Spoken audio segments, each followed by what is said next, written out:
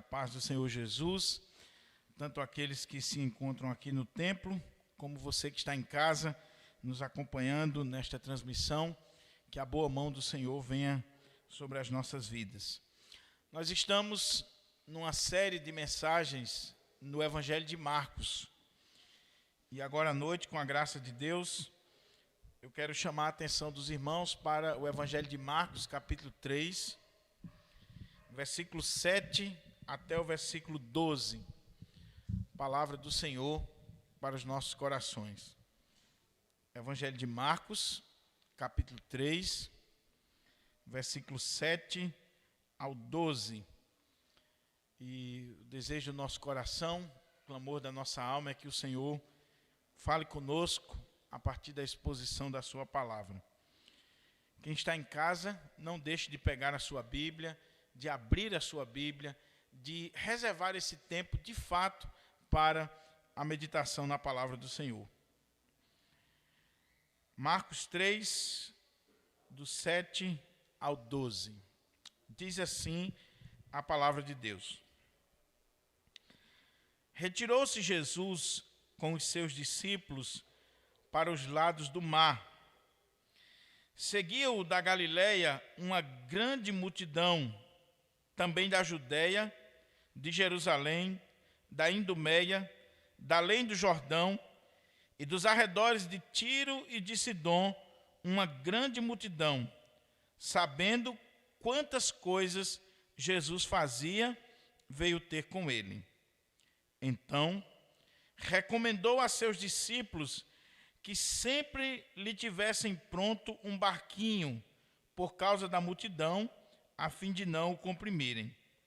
Pois curava a muitos, de modo que todos os que padeciam de qualquer enfermidade se arrojavam a ele para o tocar.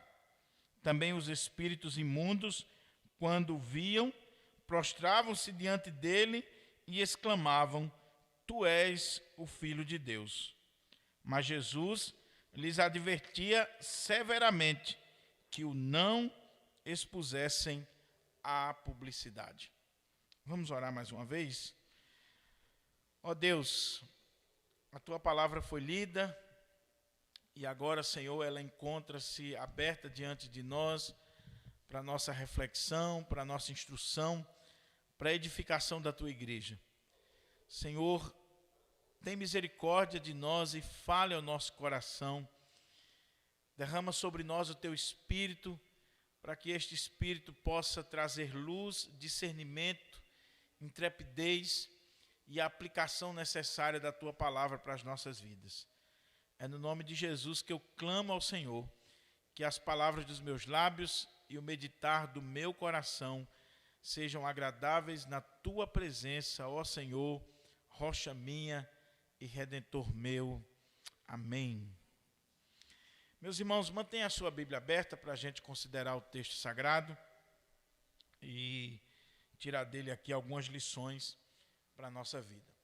Antes de adentrarmos na exposição do texto, eu queria destacar algumas coisas à guisa de introdução para que a gente possa entender o texto.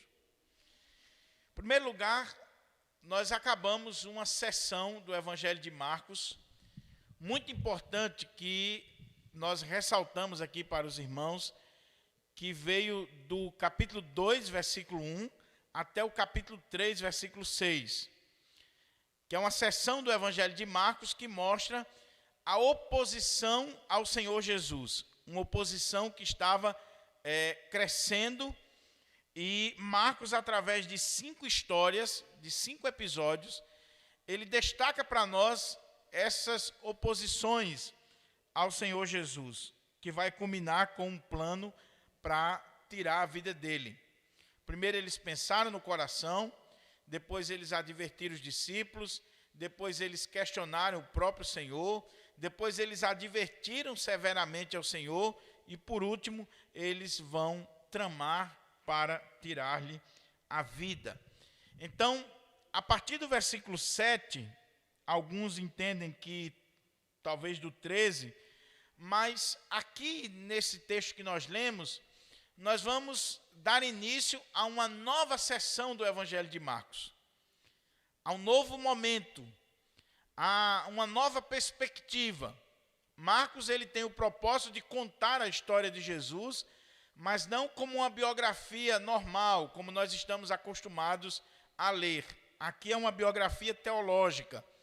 O objetivo aqui não é entrar em detalhes ou fazer uma narrativa cronológica dos fatos, mas o objetivo é teológico. Ele está provando que Jesus de Nazaré é o Filho de Deus, é o Messias, é o enviado do Pai.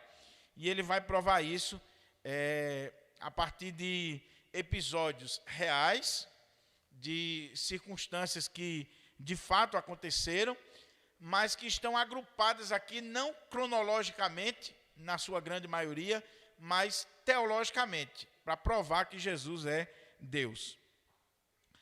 E no texto que nós lemos, nós vemos aqui uma transição para essa segunda sessão. O versículo 7 até o versículo 12 é um texto de transição, é uma dobradiça, onde Marcos vai fazer um resumo do ministério de Jesus, e ele vai já fazendo aqui uma sinopse daquilo que nós vamos ver a partir de agora no Evangelho. Você está assistindo um filme e na abertura do filme você já tem ali um resumo do que vai vir em seguida. Ou você vai assistir um concerto musical e logo na abertura do concerto dá uma palhinha assim de tudo aquilo que vai acontecer. Então, aqui nós temos um texto de transição que resume muito bem o Evangelho de Marcos e o ministério de Jesus. A outra coisa interessante aqui, meus irmãos, é que Marcos vai chamar a atenção para o local onde Jesus está exercendo o seu ministério neste momento, que é o mar, na beira do mar. Mais uma vez, Jesus se retira com seus discípulos para os lados do mar. Por quê? Porque Jesus não tinha mais espaço nas sinagogas, tendo em vista a perseguição, tendo em vista a popularidade do Senhor Jesus. Nós vamos ver aqui que esse texto vai mostrar para nós a popularidade, a fama, a amplitude do ministério de Cristo. Então não tem mais uma sinagoga que comporte as pessoas que estão vindo até Jesus, que estão procurando Jesus. Então ele vai fazer da beira do mar da Galileia o seu grande templo de atuação, ali a sua plataforma para ministrar a palavra de Deus. E vai fazer do barco um púlpito para ministrar a palavra do Senhor. Isso mostra para nós que não importa o lugar, o que importa é o mensageiro e a mensagem que está sendo pregada. Não importa se é num grande templo, numa catedral, numa igreja de vidros, ou se é de chão batido ou à beira da praia. O que importa é se o mensageiro é fiel e se a pregação é de fato a palavra de Deus. Então, com isso em mente, meus irmãos, entendendo que nós estamos aqui iniciando uma nova sessão, é um texto que faz para nós essa dobradiça de transição, eu queria que a gente fosse lendo o texto, e à medida que formos lendo e aplicando esse texto para a nossa vida. Primeira coisa que chama a atenção aí é o seguinte, olha como é que diz o texto, e ele é singular no Evangelho de Marcos, ele está completamente restrito ao Evangelho de Marcos. Olha como é que diz. Retirou-se Jesus com os seus discípulos para os lados do mar. Mais uma vez, Jesus vai para o mar, para a beira do mar, o mar da Galileia, aquele grande lago. Jesus precisava descansar, Jesus precisava de um ar fresco, Jesus precisava deste momento aqui. Os episódios anteriores, se a gente levar em consideração que possa ter alguma relação cronológica, não temos muita segurança nisso, foi difícil para Jesus. A ida de Jesus nas sinagogas estava ficando cada vez mais difícil, porque tinha oposição, tinha gente se levantando contra ele, tinha gente tramando na sinagoga contra ele. E aí Jesus retira-se junto com os seus discípulos, para os lados do mar. Ele foi ali para descansar um pouco, refrescar a cabeça, para desfrutar daquela brisa. Mas aí diz o texto, seguiam da Galileia uma grande multidão. Aonde Jesus estava, tinha uma grande multidão com ele. Esse é um momento de fama, de popularidade, onde o ministério de Jesus se tornou conhecido. As multidões, em virtude dos milagres, das curas, de tudo aquilo que estava acontecendo no ministério de Jesus e a própria pregação do Senhor Jesus, que era diferente da pregação dos escribas, dos fariseus, dos mestres da lei. Ele pregava com autoridade, ele pregava com poder, na autoridade do Espírito Santo, atraía as multidões. Aquele povo nunca tinha visto aquilo. Na verdade, a última vez que o povo judeu viu um pregador inflamado, cheio do Espírito, com autoridade, foi no ministério de João. Mas João tinha morrido. E agora Jesus é esse pregador cheio da graça, cheio do poder, cheio da unção de Deus. E as multidões estão correndo, afluindo para onde ele está.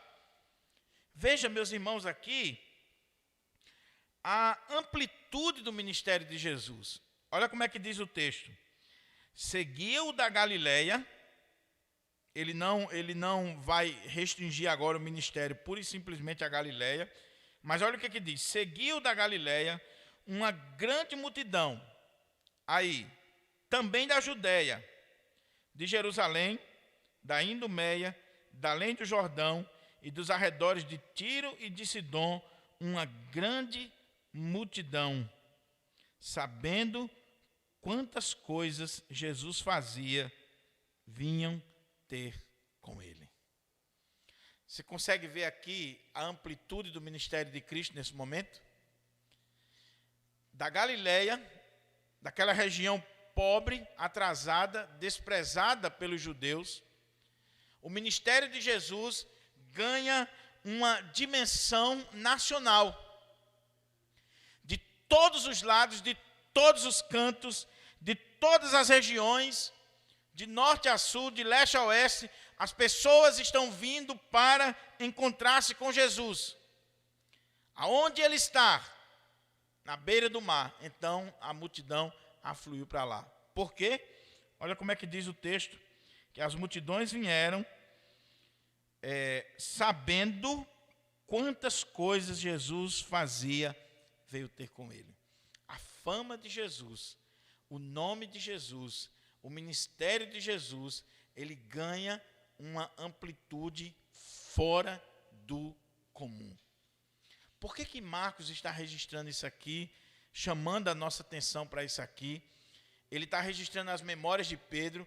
Com certeza Pedro, conversando com Marcos, discipulando Marcos, Pedro chamou a atenção para isso aqui, disse, olha Marcos, naquele período, você precisa ver que coisa maravilhosa, que coisa linda. Nós ficamos de boca aberta porque as multidões afluíram para junto do nosso mestre de todos os lugares. Da Galileia, da Judéia, da Idumeia, da além do Jordão, dos arredores de Tiro, de Sidom, de todo lugar, de norte a sul, de leste a oeste. Marcos veio gente de todo canto, e sabe por quê? Porque eles ficaram sabendo das coisas que o nosso Senhor fazia.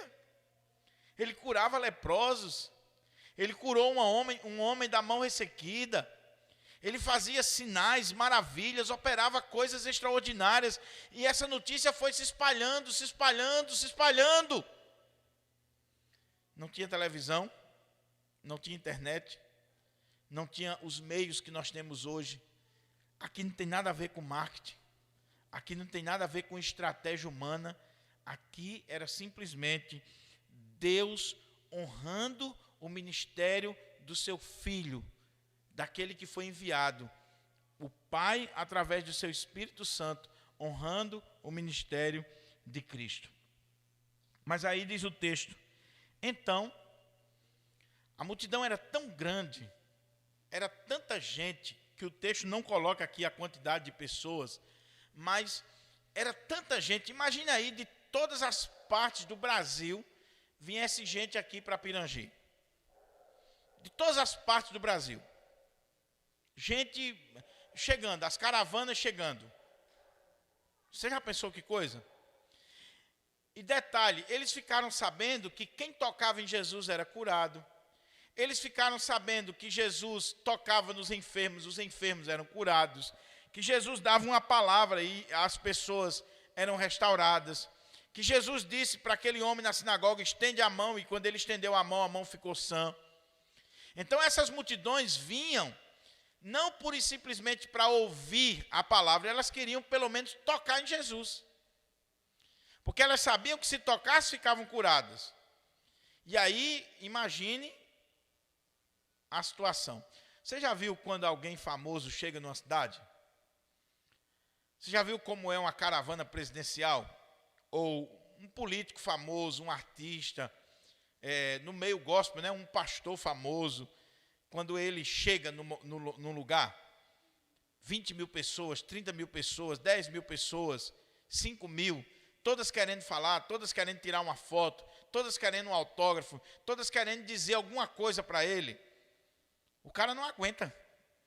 O cara não aguenta. Se ele for dar atenção para todo mundo, ele não aguenta. Então, recomendou aos seus discípulos que sempre lhe tivessem pronto um barquinho, por causa da multidão, a fim de não o comprimirem. Nós vemos aqui a amplitude do ministério de Jesus e nós vemos aqui a sabedoria e a estratégia do Senhor Jesus. O que ele fez? Vendo aquela multidão, e aquela multidão que o comprimia, aquela multidão que veio ávida por milagres, por coisas extraordinárias, aquela multidão que com certeza ficou sabendo que se tocassem nele ficariam curados. Então eles vinham e eles arrojavam mesmo.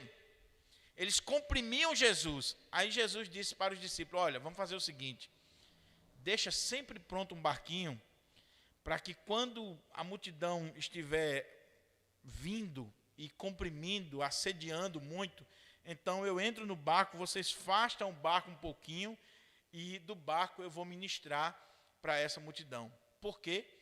Porque a ênfase do ministério de Cristo era a pregação da palavra e não pura e simplesmente milagres. Jesus não queria ser conhecido pura e simplesmente como um milagreiro, como alguém que está ali simplesmente demonstrando poder, virtude, mas ele queria ensinar o povo a palavra de Deus. Então, para ele era mais importante pegar um barco, afastar um pouquinho, subir na popa daquele barco, ministrar a palavra, ministrar a lei de Deus, o evangelho para aquelas pessoas, do que estar pura e simplesmente manifestando o sobrenatural na vida daquelas pessoas. Então, recomendou a seus discípulos que sempre lhe tivessem pronto um barquinho por causa da multidão, a fim de não o comprimirem. Pois curava muitos, de modo que todos os que padeciam de qualquer enfermidade se arrojavam a ele para o tocar. Aquela multidão não veio pura e simplesmente por causa da palavra. Aquela multidão veio por causa dos milagres, querendo cura, querendo tocar no Senhor Jesus. Essa era a prioridade deles. Mas a prioridade do Senhor Jesus não era isso. A prioridade do Senhor Jesus era ministrar a palavra de Deus. É por isso que ele diz, deixa o barco pronto. Na hora que a multidão chegar querendo me tocar, arrojando, comprimindo, então vocês afastam o barco para dentro das águas, e aí do barco eu vou ministrar a palavra. Eu vou mostrar para essas pessoas o que é a prioridade, o que é essencial, o que é que elas precisam de fato, que é a palavra de Deus, e não pura e simplesmente milagres. Eu quero mostrar para essas pessoas que eu não sou um milagreiro. Eu vim como um pregador, como ele diz no capítulo 1, versos 14 e 15. É triste, meus irmãos, mas como ainda hoje as pessoas são atraídas por milagres. Não é diferente nos nossos dias.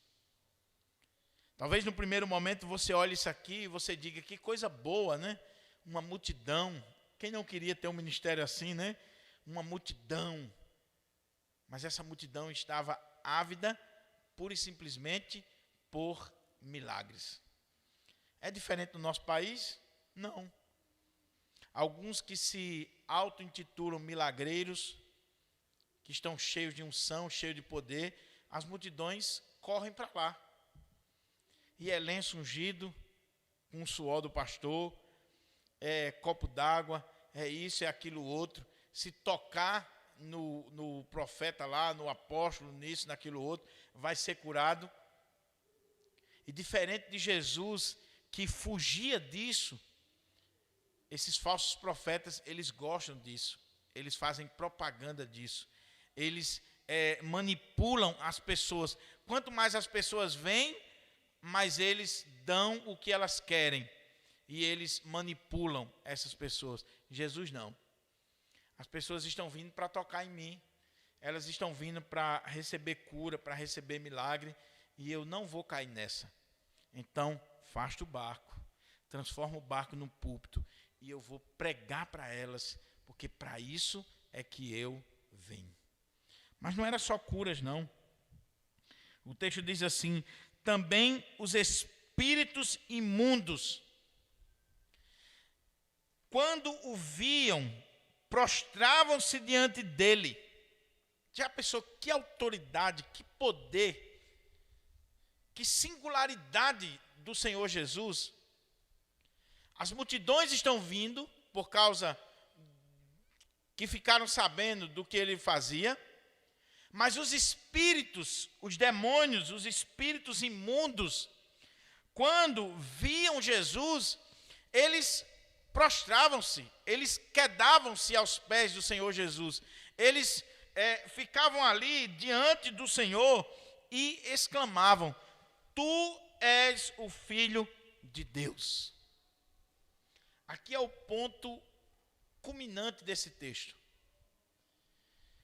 Marcos está escrevendo essa perícope aqui, de transição, que vai nos levar para uma nova seção do Evangelho.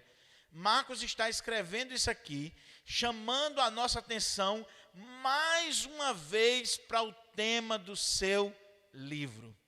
Marcos é um escritor de alta grandeza, com uma performance fora do comum. Ele sabe escrever. É claro, ele está sendo inspirado pelo Espírito Santo.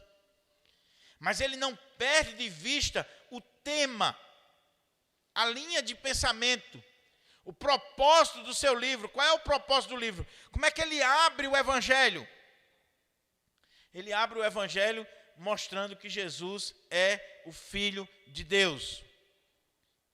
Ele, em vários momentos do Evangelho, ele vai mostrar várias testemunhas dizendo que Jesus é o Filho de Deus. Aqui ele vai mostrar que os próprios espíritos imundos, os demônios, eles quando veem Jesus, eles se prostram e eles reconhecem que ele é o Filho de Deus. Se você ler a exposição do Timothy Kelly, do Evangelho de Marcos, que é um livro maravilhoso, A Cruz do Rei, ele começa chamando a atenção exatamente para isso, porque o Evangelho começa mostrando que Jesus é o Filho de Deus. Em vários momentos, isso aqui vem à tona, como agora, no texto que nós lemos, e a última cena do Evangelho é o centurião romano, aos pés da cruz, vendo tudo aquilo que acontece com Jesus, dizendo assim, verdadeiramente este era o Filho de Deus. Já pensou que coisa extraordinária? Ele abre o Evangelho com esse tema, ele continua o Evangelho ressaltando esse tema em vários momentos, principalmente em textos como esse de transição, e ele vai terminar o Evangelho com esse tema, Jesus é o Filho de Deus. Os próprios demônios reconhecem isso. Espíritos imundos, quando veem o Senhor Jesus, eles se prostram diante de Jesus reconhecendo a sua autoridade, o seu poder, a sua soberania, reconhecendo que ele é o Filho de Deus. Agora, sabe o que é interessante, irmãos? Demônios estão reconhecendo que Jesus é o Filho de Deus. E os religiosos, os doutores, os mestres da lei, não reconhecem. Já pensou que coisa? Religiosos, como eu preguei hoje de manhã, se você não ouviu o sermão, por favor, vá lá ouvir o sermão de hoje de manhã. Os religiosos estavam na sinagoga, fariseus, líderes judaicos, estavam na sinagoga tramando para tirar a vida de Jesus. Eles estavam no ambiente de culto, no dia de adoração, estavam diante da lei de Deus, com o coração duro, tramando a morte do Senhor Jesus. E ainda acusando Jesus, porque ele estava quebrando o sábado, tendo em vista que ele estava curando um homem da mão ressequida. E Jesus diz assim: é lícito nos sábados fazer o bem ou fazer o mal? Salvar a vida ou tirar a vida? Ou seja, Jesus está dizendo: vocês estão me acusando, mas eu estou fazendo bem no sábado. Eu estou salvando uma vida. Mas vocês, no sábado, que vocês tanto preservam, que vocês tanto falam, no sábado, vocês estão pensando mal, vocês estão querendo tirar a vida. Vocês estão querendo me matar. Os demônios se prostram. Os demônios reconhecem. Os demônios sabem que Jesus é o Filho de Deus. E os líderes religiosos estão cegos. Meus irmãos, que contraste terrível. Que contraste, que coisa. Veja a postura desses demônios aqui. Irmãos, isso aqui não mexe com você não. Olha como é que diz o texto. Também os espíritos imundos. Aqui não está falando de presbítero, de diácono, da irmãzinha de oração, do crente fervoroso, reformado. Não. Espíritos imundos, demônios, seres caídos. Também os espíritos imundos, quando o viam, quando olhavam para Jesus, quando viram Jesus, prostravam-se diante dele,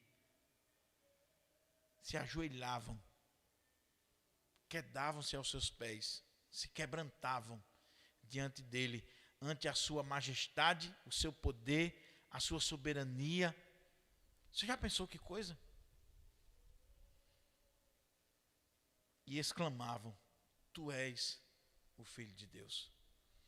Você sabe o que me causa temor e tremor quando eu leio esse texto? É que muitas vezes nós que nos dizemos discípulos do Senhor Jesus, nós não temos essa mesma atitude aqui. De prostrar-se diante do Senhor, de reconhecer a sua autoridade sobre as nossas vidas, que Ele é Senhor sobre a nossa vida, de reconhecer que Ele é o Filho de Deus. Às vezes nós tratamos Jesus como se fosse um igual, o cara lá de cima, como se fosse mais um. Até a maneira de se dirigir ao Senhor, a gente precisa ter cuidado. A gente precisa ter cuidado porque nós estamos diante daquele que é o Filho de Deus, o Senhor dos senhores, aquele que tem todo o poder, aquele que é o único digno de ser adorado. Então eu não posso chegar diante dele de qualquer maneira, de qualquer jeito. Eu não posso cantar qualquer coisa para ele. Eu não posso usar qualquer palavra para ele. Se nem os demônios fazem isso, se nem os demônios têm essa capacidade de chegar diante dele de qualquer maneira, pelo contrário, chegam diante dele se prostrando, se quebrantando e reconhecendo que ele é Filho de Deus, quanto mais eu e você. Mas, meus irmãos, o quanto a igreja evangélica brasileira peca nisso aqui. Peca nisso aqui. A falta de reverência é muito grande. A falta de temor, de consideração, de devoção mesmo, de piedade diante do Senhor é muito grande. Nós chegamos de qualquer maneira. Nós fazemos de qualquer maneira. Mas aí o texto diz assim: mas Jesus lhes advertia severamente que o não expusessem à publicidade. Jesus não aceita o testemunho dos demônios, mesmo sendo verdadeiro. Mesmo que eles estejam falando algo que é correto. Mesmo que a postura deles esteja correta. Mas são demônios. Jesus não pode se misturar ou aprovar o testemunho dos demônios. Então Jesus olha para eles e os adverte severamente, mandando eles calarem a boca, mandando eles ficarem quietos, que eles não expusessem à publicidade que Jesus era o Filho de Deus. Não era a hora. Ele está se revelando paulatinamente. Aqui nós temos aquilo que os teólogos chamam no Evangelho de Marcos de o segredo messiânico. Ou seja, Jesus está se revelando como Messias de forma paulatina, de forma constante, mas ele não chegou assim claramente dizendo que é o Messias, porque aí a morte dele viria logo em seguida. Mas ele vai se revelando aos poucos, ele vai dando flashes da sua divindade. E à medida que ele vai revelando a sua divindade, revelando que ele é o Filho de Deus, a oposição vai crescendo, vai se levantando, mas ainda não era a hora de se revelar completamente. Não era a hora. No relógio de Deus não havia chegado a hora, mas os demônios estão testemunhando, porque os demônios, primeiro, eles sabiam quem Jesus era e provavelmente eles queriam adiantar a morte de Jesus. Eles estão fazendo, eles estão com a postura correta diante do Senhor, eles estão testemunhando a verdade, ele é o Filho de Deus, mas a motivação é demoníaca, a motivação é satânica, a motivação era talvez apressar a morte de Jesus. Então Jesus manda eles se calarem e adverte severamente: não exponham a publicidade. Isso aqui serve de alerta para nós, meus irmãos, porque é possível a gente estar chamando Jesus de Senhor, de Filho de Deus, estar prostrando-se diante dele, realizando as obras de adoração na igreja, mas a motivação não ser correta.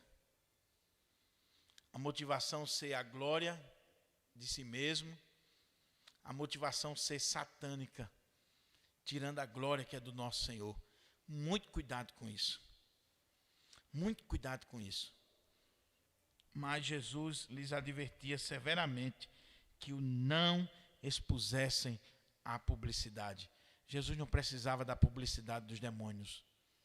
Jesus não precisava de um ministério que fosse revestido pura e simplesmente com a autoridade e a publicidade dos demônios. Quais são as lições que nós podemos tirar daqui para a nossa vida, para o nosso coração? Como eu disse, esse é um texto de transição. Ele vai chamar a nossa atenção para aquilo que vem em seguida no Evangelho. Mas esse texto ele tem lições fundamentais para a nossa vida que eu queria destacar. Em primeiro lugar, Jesus nos dá um exemplo aqui, meus irmãos, maravilhoso, quando ele se retira com os seus discípulos para a beira do mar. E como eu disse, aqui tem a ver com descanso, aqui tem a ver com desfrutar daquilo que Deus fez, da natureza que o Pai havia criado. Aqui tem a ver com o fugir de uma agenda congestionada, de fugir de uma vida de ativismo, essa correria desenfreada do nosso dia a dia. Jesus, ele em vários momentos, ele se retira para a beira do mar, para fazer uma caminhada na beira do mar, para orar. Vai ter outro momento aqui, logo em seguida, que ele vai subir o monte para orar, para depois escolher os discípulos. Então, em vários momentos da vida de Jesus, ele está dando o exemplo para nós. É preciso a gente se retirar um pouco para refazer as nossas energias. Como é que está a sua vida? Como é que está a sua vida? Você vive correndo como um doido? Você vive uma vida completamente acelerada? Um ativismo desenfreado? Você não tem tempo para a sua família, você não tem tempo para caminhar à beira da praia, você não tem tempo para nada. É só trabalho, trabalho, trabalho, trabalho. É só ministério, ministério, ministério. Vai chegar um momento em que a sua vida vai dar um pipoco e acabou. Jesus está dando um exemplo para nós. Há tempo de se retirar da multidão. É claro que ele não vai conseguir passar muito tempo longe dela, porque ela vai atrás. Mas ele está dando um exemplo para nós. Chegou a hora, então as multidões estão comprimindo, estão afluindo, estão vindo. Vamos para a beira do mar. Vamos para um lugar mais aberto. Vamos para um lugar mais confortável. Jesus está dando um exemplo para nós. Ô, meus irmãos, eu estou pregando para vocês, eu estou pregando para mim. Eu preciso aprender isso aqui e colocar isso aqui em prática na minha vida. Ontem, no De Frente com o Hever, aqui com o Dr. Medeiros, nós estávamos falando sobre as questões de saúde emocional. Se você não assistiu o De Frente com o Hever ontem, por favor, vá lá no canal da igreja e dê uma olhada. E uma das coisas era exatamente isso. A necessidade de descanso, de sono, de uma caminhada, de um momento em que você vai parar aquilo que você está fazendo. Seu trabalho. Tem gente, meus irmãos, viciada em trabalho. Viciada em trabalho. Jesus curava, Jesus pregava, Jesus ensinava, mas Jesus tinha alguns momentos da sua vida que ele se retirava para um lugar para dar uma arejada. Para dar uma arejada. Não esqueça que Jesus era um ser humano. Ele é 100% homem e é 100% Deus. E como homem, ele precisava disso aqui, senão ele estava quebrado. Retirou-se Jesus com seus discípulos para os lados do mar. Veja a estratégia dele. As pessoas estão comprimindo ele, as pessoas estão chegando, apertando, apertando. Muito inteligente ele diz, separa um barco, para que quando a multidão vir, eu entre nele e faça um pouquinho.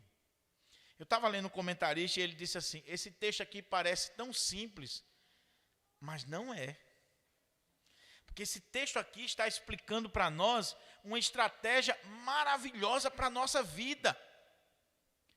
Há momentos em que você tem que se afastar um pouco da multidão, daquilo que está comprimindo você, daquilo que está apertando você. Que estratégia tremenda do Senhor Jesus. Se ele ficasse no meio da multidão, se ele encarasse aquilo ali, ele poderia ser morto. No empurra, empurra. Mas não, faça um pouquinho. Vamos se afastar. Sabedoria. Oh, meus irmãos, como nós estamos precisando dessa sabedoria do Senhor Jesus.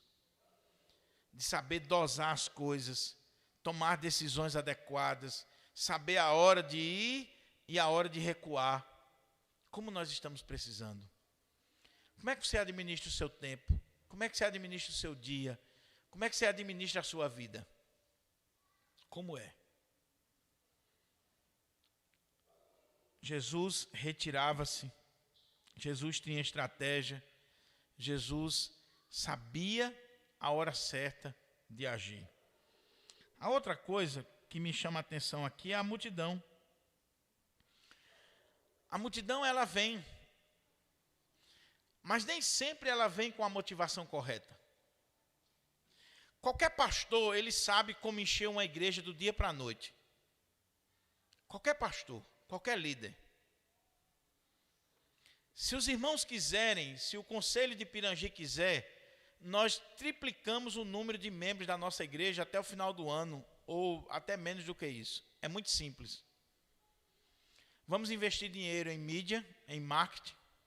Vamos dizer que Deus está operando aqui, curando doenças terríveis, que Deus está dando casamento, casa nova, abrindo porta de empregos, dinheiro está aparecendo na conta do povo.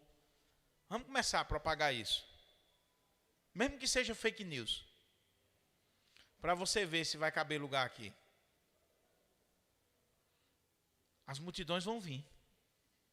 Mas elas vão vir não por causa da palavra, mas por causa de milagres e de coisas sobrenaturais. Tem muita igreja aí cheia por causa da propaganda enganosa dos milagres. E a gente precisa ter cuidado com isso. Milagre não é o evangelho. Os milagres, eles vieram para autenticar o ministério de Jesus e dos apóstolos. Nós cremos que Deus faz milagres hoje, nós cremos, mas o milagre não é o evangelho, não é a ênfase da igreja, não pode ser o marketing da igreja, o milagre não pode ser o carro-chefe da igreja. O que deve prevalecer é a palavra de Deus. E aí, meus irmãos, quando se prega a palavra de Deus, pode até vir uma multidão, mas a palavra de Deus, ela vai peneirando. Ela vai dando uma sacudida. Ela vai fazendo com que a multidão que veio, ela comece a ser testada, provada nas suas motivações como espelho da palavra. E nem sempre a multidão fica. Lembra de João 6? Uma multidão imensa diante do Senhor, e ele resolve fazer um sermão duro. Até porque está faltando isso hoje, né? Essa semana, no Café com o Pastor, se você não assistiu ainda o Café com o Pastor, nós todos os dias, 7h30 da manhã, a gente tem o Café com o Pastor. E essa semana eu estava expondo o texto de 1 Coríntios 15, falando sobre a ressurreição do Senhor Jesus. Mas teve um dia lá que o texto me deu uma direção e eu dei uma pastoral daquela sobre a turma desmantelada que anda aí nas igrejas, né? Principalmente atrás das meninas. E o irmão Ayrton, lá de Currais Novos, ele estava lá em casa. E eu estava gravando o Café com o Pastor no quarto que ele estava dormindo, né? Na verdade, ele já tinha acordado. Mas ele ficou deitado na rede e eu coloquei o celular do lado, os bastidores do Café com o Pastor, né? E estou lá gravando. E ele dobrou os joelhos e ficou orando. Ele disse, ele me chama Chico. Chico, vá falando aí que eu vou orando por você. E ele ficou orando. Quando eu terminei o Café com o Pastor, que eu disse, pronto, Chico, agora você pode dar o seu cochilo tranquilo. Aí ele disse, Chico, deixa eu dizer um negócio para você. Aí eu disse, o quê? Ele disse, muda o nome. Eu disse, muda o nome de quê? Ele disse, bota mais café com o pastor. Não, bota cajadada com o pastor.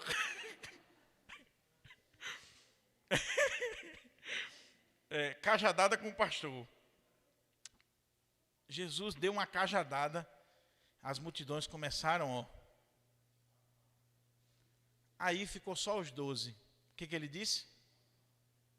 Não vou embora, não.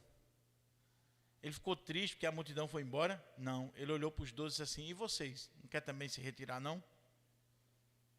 Vocês não querem ir embora também, não? Aí diz o texto que Pedro disse assim: Senhor, para quem iremos nós, se só tu tens as palavras de vida eterna? Para quem iremos, Senhor? Essa multidão não entendeu. Essa multidão não valorizou a palavra, não valorizou o evangelho, não valorizou aquilo que é mais importante para a nossa vida, a palavra de Deus. Essa multidão veio por causa de cura, por causa de milagres, por causa de sinais, querendo tocar em Jesus. É uma multidão mística. Mas aí, o que Jesus faz? Terceira coisa. Ele faz do barco um púlpito, dizendo assim: a prioridade do meu ministério é a palavra, é a ministração, é a pregação do evangelho. Eu fico imaginando como foram aquelas conferências. Eu nunca preguei na popa de um barco, mas eu acho que deve ser um negócio extraordinário. Jesus na popa daquele barco, olhando para aquela multidão ávida por milagres, mística, totalmente fora de contexto, e Jesus ministrando a palavra, mostrando o caminho, mostrando a vontade de Deus, a revelação de Deus para a vida daquelas pessoas. Oh, meu amado irmão e minha amada irmã, tanto você que está aqui, como você que nos acompanha, não esqueça isso. A prioridade nas nossas vidas e nos nossos ministérios deve ser a palavra de Deus. Deus cura. Ele cura do jeito que Ele quiser, quando Ele quiser. Ele tem todo o poder. Mas a ênfase tem que ser a palavra de Deus. A outra lição que eu tiro daqui é: cuidado para a gente não estar pior do que os demônios. Às vezes os demônios estão melhores do que nós. Porque eles se prostram, eles reconhecem, eles têm uma teologia ortodoxa, eles reconhecem Jesus como Filho de Deus. E tem crente que não tem nada disso, que passa longe disso aqui, que não tem nem noção do que é isso aqui. Se você perguntar para ele quem é Jesus, ele não sabe dizer. Tem teólogos liberais nos nossos dias. Tem crente que não consegue defender à luz da Bíblia a divindade do Senhor Jesus. Para ele, Jesus não passa de um homem, de um revolucionário, de alguém que pura e simplesmente fez uma revolução política social. Tem um bando de besta aí querendo dizer que Jesus era socialista, era isso, era aquilo outro. Analfabeto de pai e mãe na Bíblia. Quer pegar Atos dos Apóstolos e defender uma ideologia política. A Bíblia não coloca Jesus como um revolucionário, como um socialista, como isso, aquilo outro. Jesus é o Filho de Deus. Se você não crê nisso, meu irmão, se você quer reduzir Jesus ao maior psicólogo, ao maior filósofo, ou a um socialista, ou a isso, ou aquilo outro, você é pior do que os demônios. Porque os demônios não estão olhando e dizendo assim: tu és um revolucionário, tu és o maior psicólogo, tu és o maior filósofo que já existiu, não, tu és o Filho de Deus. Demônios estão dizendo isso. E um bando de besta querendo dizer o contrário. Cuidado para a sua fé não estar pior do que a fé dos demônios. Mas em último lugar, o texto coloca para nós aqui que Jesus, ele não queria publicidade que viesse de demônios. Oh, meus irmãos, como a igreja evangélica precisa aprender isso aqui. Porque muitos pastores, para crescer, para ter nome, muitas igrejas, denominações, estão fazendo aliança até com o diabo. Teve uma líder aí, no nosso país, que disse assim: para promover o partido, para promover a causa no nosso país, a gente faz aliança até com o diabo. E ainda tem crente que é a minha líder, é o meu partido. Partido que diz literalmente que faz aliança com o diabo. Para crescer, para desenvolver. Jesus disse, não faça isso. Não precise da publicidade de vocês. Não exponham para ninguém. Eu não preciso de vocês. A igreja tem que ter muito cuidado, principalmente no momento que nós estamos vivendo agora, que é um momento eleitoral, um momento político, um momento onde muitos políticos passaram 4 anos sem ir à igreja. Sem ir à igreja. Quando se elege, ele não tem tempo mais de ir à igreja. Aí chegou o momento político, ele vai e a igreja faz aliança para ganhar bens, para ganhar visibilidade, para ter influência na sociedade, é fazer aliança com o capeta. Nós não precisamos disso. Nós não precisamos de mãozinha de homem, de estratégia de homem. Nós não precisamos de estarmos usando subterfúgios humanos, estratégias escusas, nefastas, diabólicas. Nós precisamos do poder de Deus, da palavra de Deus. Nós precisamos ser fiéis da ministração da palavra. E Deus vai honrar, Deus vai dando o crescimento é dele. Nós temos que ter cuidado, irmãos, para não estarmos usando estratégias humanas para o crescimento da igreja. Eu sempre gosto de uma frase que Paul Walsh disse em Campina Grande, quando ele disse assim, se a igreja usa estratégias mundanas, ela vai colher pessoas mundanas.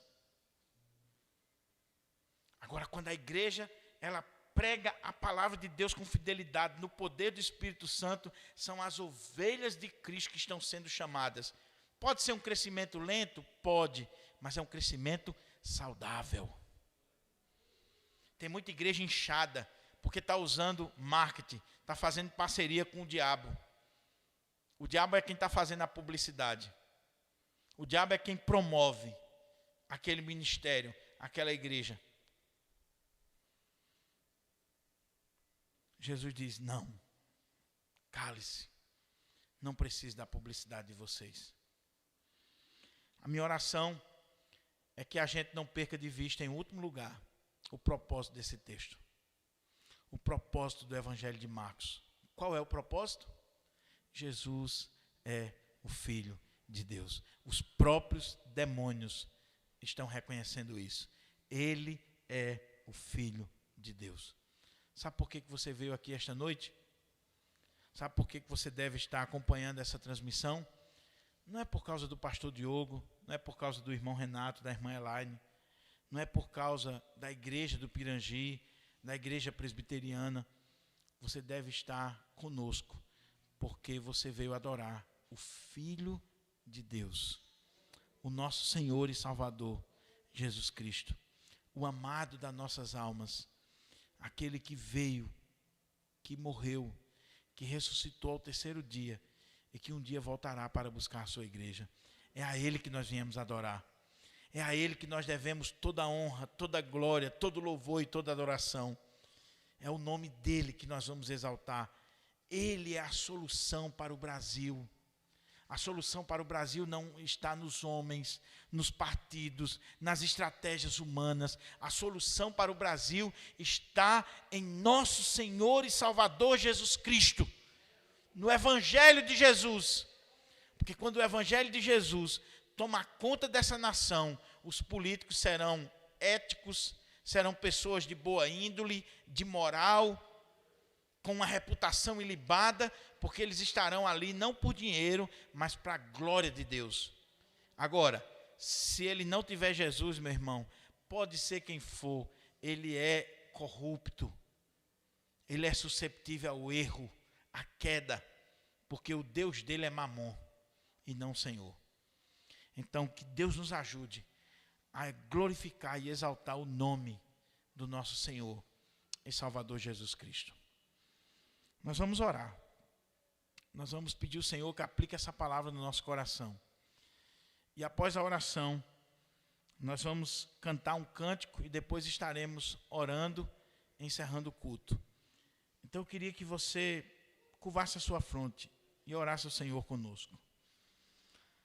Ó Deus, em nome de Jesus, eu quero te pedir, meu Pai, que esta palavra que nós acabamos de ministrar, ela possa encontrar guarida nos nossos corações. Ó Pai, eu não sei como os corações estão nesta noite, mas, Senhor, em nome de Jesus, transforma a nossa vida a partir da Tua palavra. Ajuda-nos, Senhor, a contemplar as maravilhas da Tua lei e não permita que nós venhamos a ser piores do que os demônios, mas que nós venhamos a reconhecer que Tu és o Filho de Deus. Ó Senhor Jesus, amado da nossa alma, ser conosco, hoje e sempre. Amém.